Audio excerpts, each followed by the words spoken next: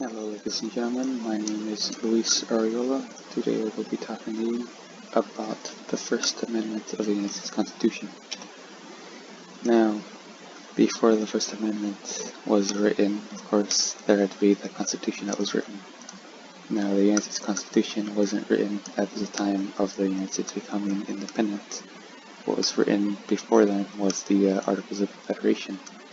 However, the Articles of Confederation were deemed a failure because of several rebellions that had happened between the reign of the Revolutionary War and the writing of the new Constitution. They found out that the federal powers were not sufficient enough to be able to quell those rebellions, so they decided to draft a new document. Now, of course, there were two factions.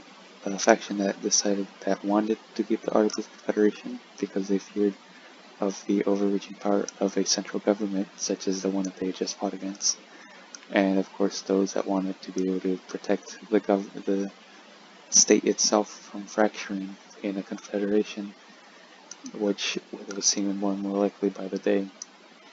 And they reached a compromise in which they would make a Bill of Rights, which would, in essence, prohibit the government from doing certain things to the citizenry.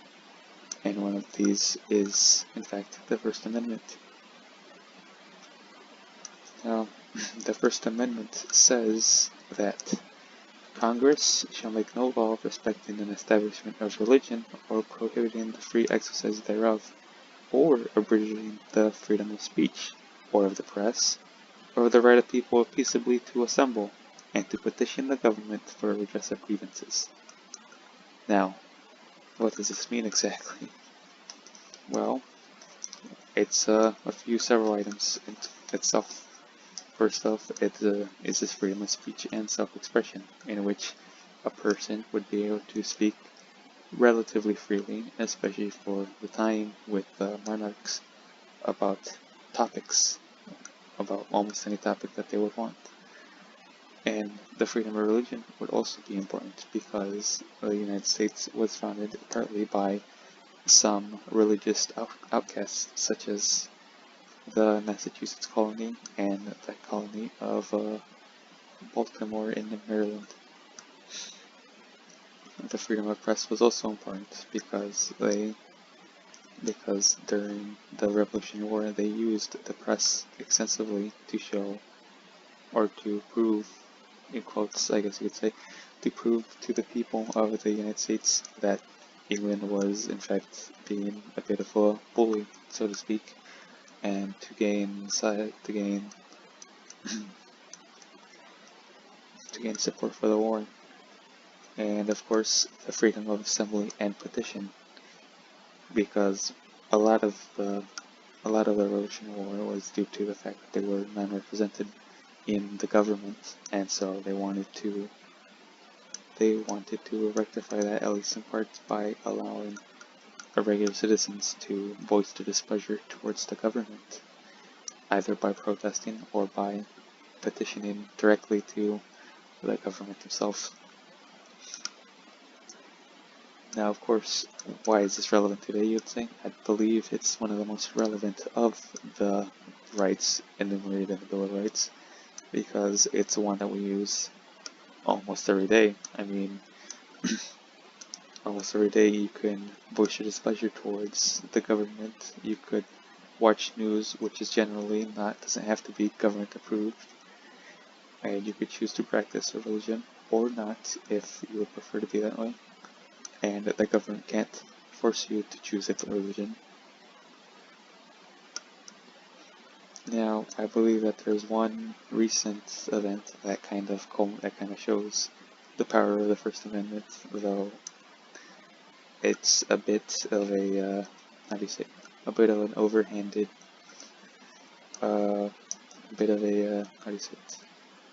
it's a little bit of a walking in circles type situation for me to explain this to you.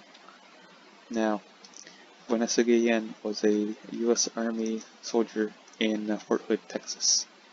She had died in the 22nd of April of this year under suspicious circumstances, I guess you could say. And it was discovered that she was actually murdered, and there was an investigation, and which was done partially because of the public outcry. There have been many news articles saying, and many news stories saying that several incidences like this have occurred in the past, maybe not resulting in murder, but in other such crimes, such as perhaps sexual assault, which were thrown under the rug because frankly it just makes the military branch in question look bad. So by the First Amendment, the press and the people were allowed to protest to the government, even which made them eventually have to give in which they had to have an investigation, and even the president himself had decided to have a talk with the parents of Guillen, which is, I guess you could say, out of character due to his stance on certain issues. I hope you had a good time listening to my presentation, and I hope to answer any questions you may have. Thank you, and have a good evening.